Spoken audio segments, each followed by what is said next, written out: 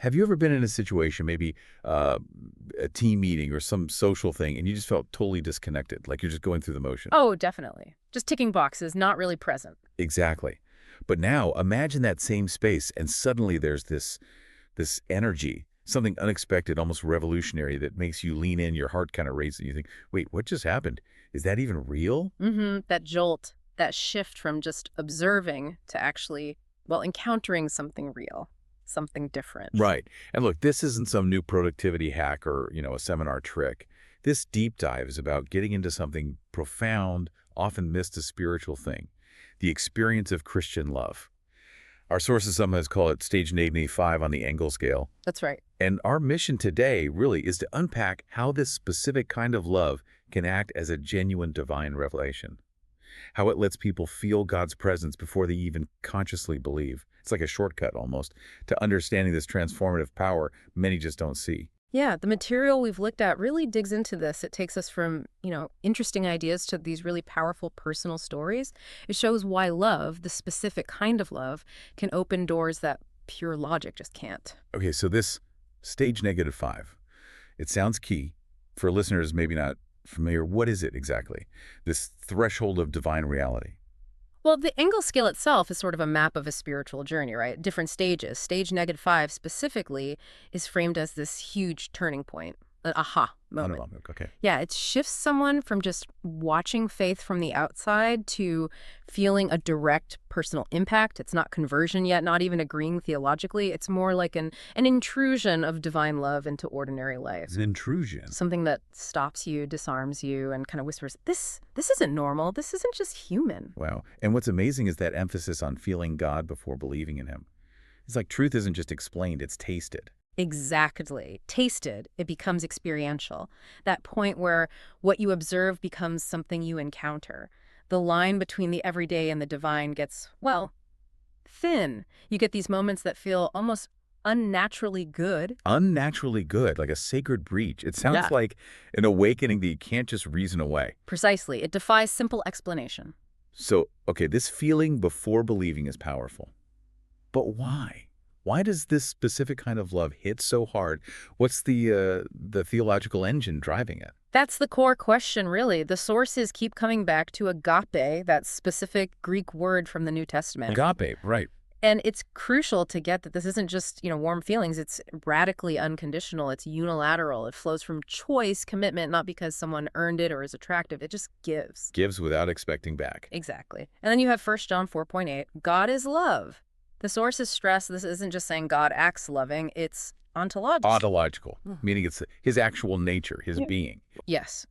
Love isn't just something God does. It's who God is. So when you bump into genuine agape love, you're essentially having an encounter with God himself. It's a direct experience of his nature. Okay, wow. So if that's God's very essence, how do people, followers, actually show that? How does this divine love become, visible? You called it incarnation in miniature before. Exactly. That's a great way to put it. Just like Christ was God's love in human skin, the church, his body now, is meant to do the same, to incarnate that love. So people see it lived out. Right. John 13:35 says it plain. By this, everyone will know that you are my disciples if you love one another. So when someone outside the faith experiences that genuine, no-strings-attached Christian love, They're brushing up against God. in a very real sense, yes, they're touching the fabric of divine reality, maybe without even knowing it yet. And working behind the scenes in all this, the sources say, is the Holy Spirit. Often we think of the Spirit's work after belief, but this points to something happening before. How does the Spirit prep the ground, so to speak? That's a fascinating part of it. The research suggests the Spirit works quietly, subtly, in this pre-conversion phase. John 16:8 talks about the Spirit convicting the world about sin, righteousness, judgment. But maybe not always with a lightning bolt. More like a nudge. Often, yeah. More through perhaps awakening a sense of longing or highlighting the contrast between brokenness and this unnatural goodness. It's sometimes called prevenient grace. Prevenient, meaning comes before. Exactly. God's grace reaching out before we even recognize our need for it, preparing the heart. The Spirit is seen as softening the heart, maybe awakening the conscience, stirring that deep existential hunger for something more. Like gardening the soul. Yeah, tilling the soil, getting it ready for the seed of faith. It's powerful conceptually, but these ideas really land when you hear the stories. Yeah. Our sources had some amazing personal accounts. Can you share some of those? Absolutely. They really bring it home. Take Alina, atheist background, very secular upbringing.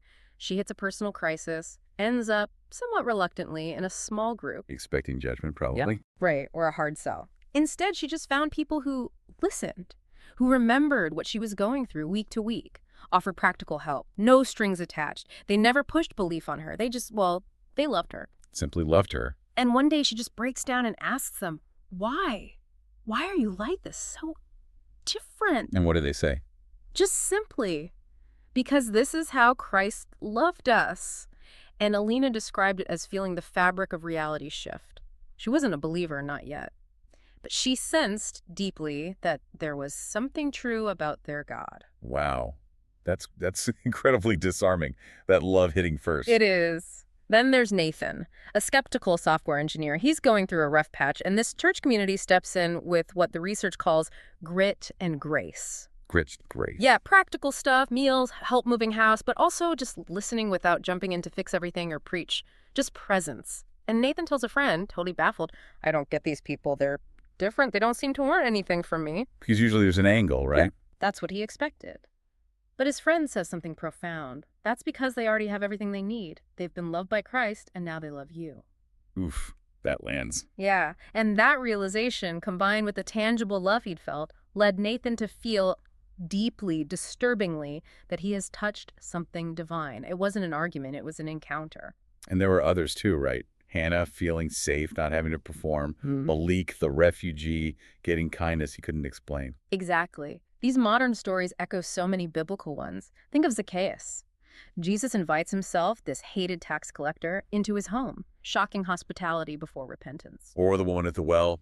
Jesus talks with her, sees her, offers living water, way before she fully gets who he is. Right. The prodigal son, the father, runs and embraces him while he's still a mess. The welcome comes first.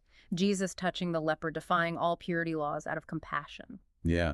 Love leads the way, disarms, creates this longing. It clears the path, maybe. That seems to be the dynamic. Which brings us to, well, the practical side of this. If this stage 5 thing is real, what does it mean for us? How do we live in a way that actually lets people see God's love? Exactly. The sources are pretty clear that felt experience of Christian love is often the first apologetic, the first reason someone might even consider faith. It's like evangelism before evangelism. So it's less about winning arguments. And more about showing up differently, displaying Christ through incarnational witness, making his love tangible, not just defending doctrines. It bypasses cynicism, softens hearts, lets truth sneak in through the heart, not just the head. And that plays out in really simple ways, doesn't it? Hospitality, for example. The material frames it not just as having people over, but as making space for others to encounter God's love, opening your actual life. So a meal, sitting with someone grieving, just listening without checking your phone, these aren't just nice things. They can become sacraments of love, outward, physical signs of that inward, divine grace. Moments where the spiritual becomes concrete, real. So the call, then, is to cultivate a life that, well, that disrupts expectations. That doesn't make sense apart from Christ. Exactly. Serving without any hint of selling something. Listening without looking for leverage. Inviting people into your life without demanding anything back. That kind of radical generosity makes people stop and ask why. It creates that holy curiosity. Like with Alina, that why are you like this moment. Precisely. And crucially, there's an element of trust here. Trusting the Spirit. We talked about the Spirit preparing the ground. So maybe our job isn't always to rush in with all the answers, you know? But over-explain everything. Right. Or push for a decision immediately. The sources advise practicing presence over persuasion. Let the mystery linger sometimes. Listen deeply. Serve quietly. Love persistently. Trust that the Spirit is at work. So it's less about our perfect presentation and more about reflecting God's persistent love. Yeah. Ultimately, then, how does this embodied love function as, like, the best argument in a skeptical world? Because it answers the questions people are really asking underneath the surface. Questions like, is this Christianity thing safe? Is it actually good? Can you really live like this? It's not just abstract ideas. No. It shows the character of God. It's not about winning a debate. It's about winning hearts, maybe, by revealing God's actual nature through Agape. When people encounter that love, they're encountering the source of all love. It makes sense of that deep longing we all have. This deep dive really does highlight something incredible about how God works, especially in this early stage MIBA 5. It's a reminder, isn't it, that before people figure out the gospel with their heads, they often feel its truth in their souls. A profound thought. So maybe this is the question to leave you with, to chew on. Is your life a mirror, or is it a window? A mirror just reflects you, your efforts, your ideas. But a window lets others see through you to the God who is already there, loving them, drawing them into the light.